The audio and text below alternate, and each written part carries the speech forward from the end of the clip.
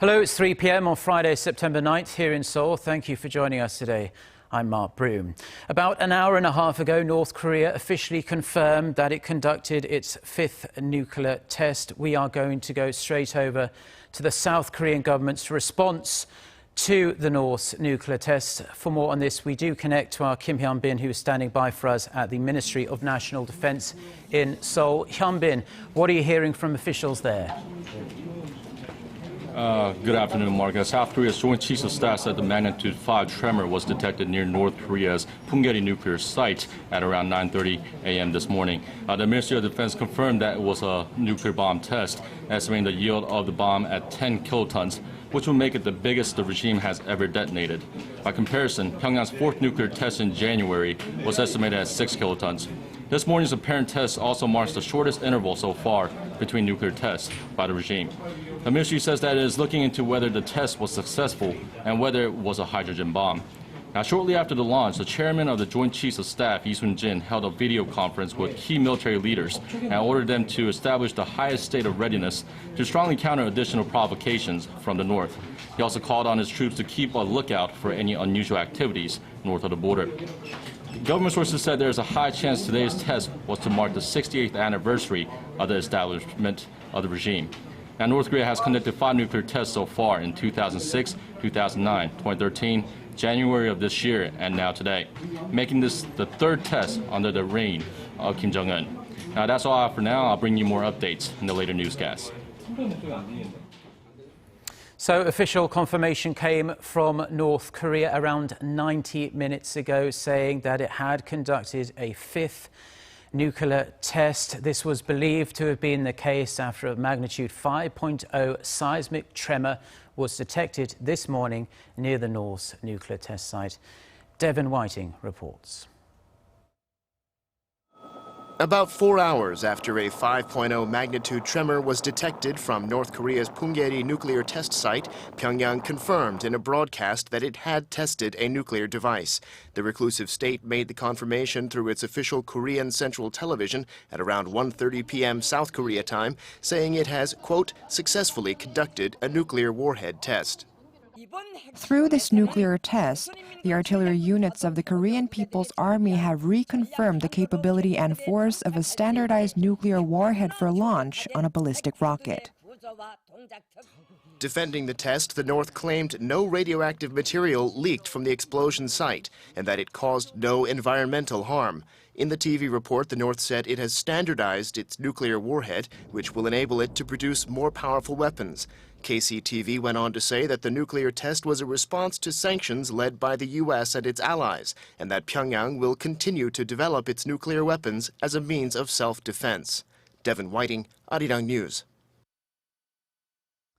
President Park Geun-hye, meanwhile, was briefed immediately this morning after the blast was detected. She's now on her way back to South Korea from Laos, where she cut short her diplomatic schedule to attend to the situation here in Seoul. As Commander-in-Chief, she condemned the regime for ignoring international calls for it to give up its weapons and vowed stronger countermeasures against the North. Song Ji-sun reports. Following North Korea's fifth nuclear test, President Park Geun-hye immediately ordered a National Security Council meeting back home, which was chaired by Prime Minister Hwang Kyo-ahn. After an emergency meeting with her chief aides and cabinet members in Vientiane, President Park released a message strongly condemning North Korea's fifth nuclear test. She said the test only proves the Kim Jong-un regime's mad recklessness, and that this fifth nuclear test, following the fourth one earlier this year, is a clear violation of the UN Security Council resolution, neglecting the international community. Park noted that the North nuclear test comes less than 24 hours after the East Asia Summit adopted an unprecedented non-proliferation statement on Thursday, urging North Korea to abandon its nuclear program and abide by its international obligations. It was the first separate statement from the Regional Security Forum to refer specifically to North Korea.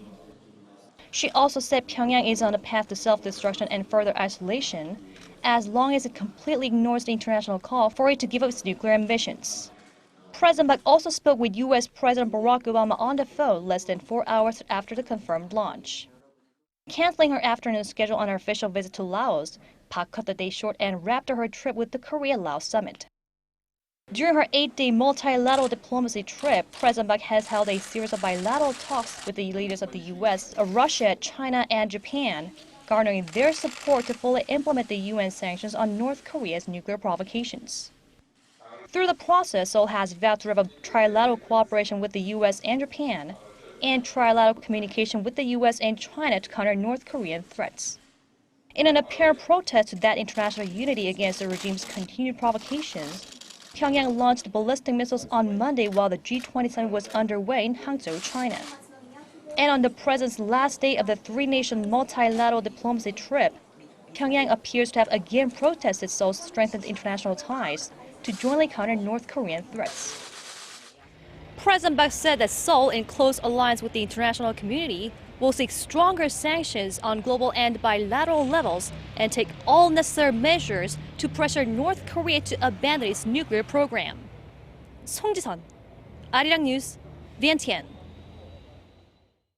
Now, South Korea's Deputy National Security Advisor Jo Tae-yong has made an official statement regarding North Korea's fifth nuclear test, condemning Pyongyang in the strongest possible terms. The following is the speech from the presidential office in full, which Jo gave a couple of hours ago. Let's take a look. The North Korean regime must realize that it will gain nothing by focusing on developing its nuclear weapons, all the while ignoring the plight of the North Korean people. If North Korea continues such provocative actions, it will receive further sanctions from the international community and will eventually walk down a path of self-destruction. The South Korean government demands that North Korea immediately stop its nuclear weapons and missile program, and it will also make sure we can work together with the international community and the UN Security Council to enhance its measures against the regime. And the South Korean presidential office has also stressed that it will respond to any provocation with absolute precision and strong determination. South Korea's Prime Minister held an emergency National Security Council meeting in place of President Park Geun-hye, who, as we just heard, is heading back to Seoul as we speak. He stressed that additional sanctions will have to be prepared in response to North Korea's nuclear test. Oh Jung-hee has the details. Prime Minister Hwang Kyo-ahn called North Korea's fifth nuclear test as a violation of UN Security Council resolutions and a direct challenge against the international community's united front.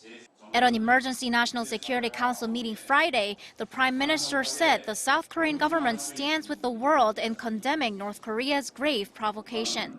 Adding that President Park Geun-hye already sought the consensus of the US, Japan, China, and Russia on stopping North Korea's nuclear development, Prime Minister Hwang said North Korea will not have anything to gain but tougher international sanctions and further isolation. He emphasized that Seoul will put all diplomatic efforts to come up with an additional sanctions on North Korea through cooperation with the US and the UN Security Council and ensure that all countries fully implement them. 오정희, Arirang News. So now let's get the response from Seoul's Foreign Affairs Ministry and how the international community is reacting to North Korea's fifth nuclear test. We go straight over to our Connie Kim, who's standing by for us at Seoul's Foreign Affairs Ministry. Connie, fill us in. Well, Mark, South Korea's foreign ministry says that the UN Security Council will hold an emergency meeting at the UN headquarters Friday afternoon to discuss North Korea's fifth nuclear test.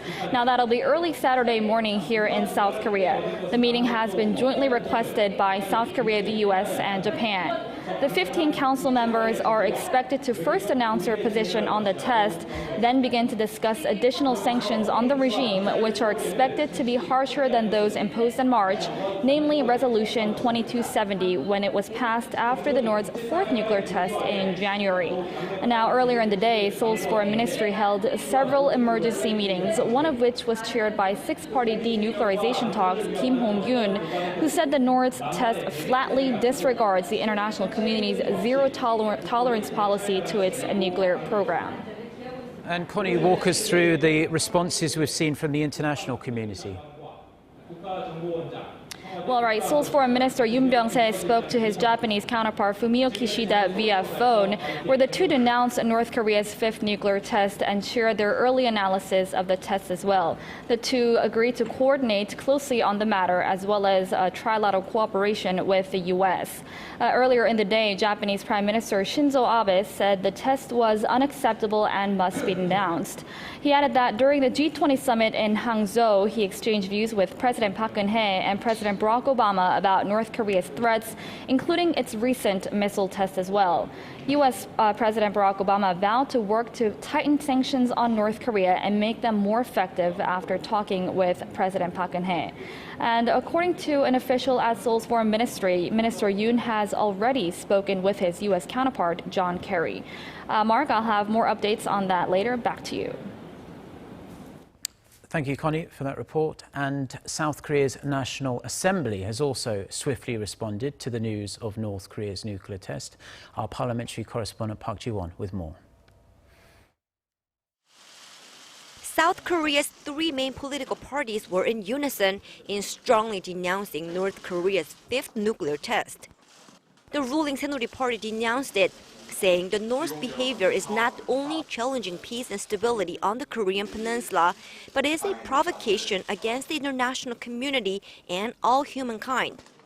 The main opposition Minju Party of Korea's leader Choo Mi-ae said the test is a clear violation of UN resolutions, and her liberal-leaning party strongly opposes any nuclear weapons on the Korean peninsula. Choo said the regime's nuclear provocations will only bring isolation to the North. The minor opposition People's Party also slammed Pyongyang, saying cooperation and talks are the answer, not missiles or nuclear bombs. The three main political parties also held emergency security meetings of their own in the morning, clearing most of their prearranged schedules for the day.